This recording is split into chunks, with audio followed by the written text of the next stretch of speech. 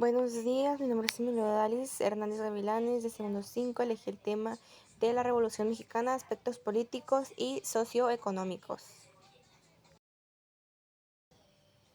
La Revolución Mexicana fue un movimiento armado y social que tuvo lugar en México entre 1910 y 1920.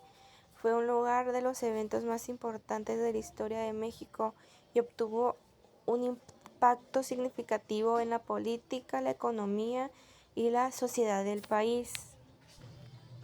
Francisco Madero fue un político y un líder revolucionario que desempeñó un papel clave en el inicio de la Revolución Mexicana. Madero fue el líder del movimiento que derrocó al gobierno de Porfirio Díaz en 1911.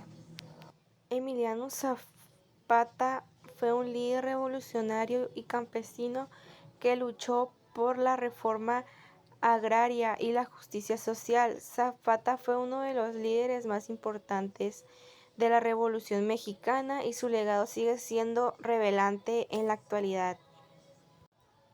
Pancho Villa fue uno de los líderes revolucionarios y militar que luchó por el norte de México. Villa fue conocido por su valentía y su liderazgo y se convirtió en un héroe popular en México.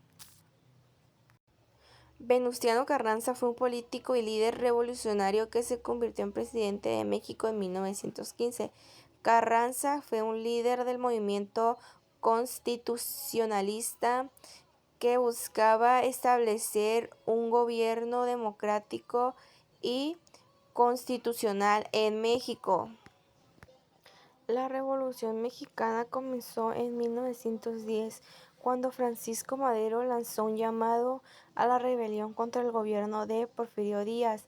El movimiento revolucionario se extendió rápidamente por todo el país. En 1911 fue derrocado y Madero se convirtió en el presidente.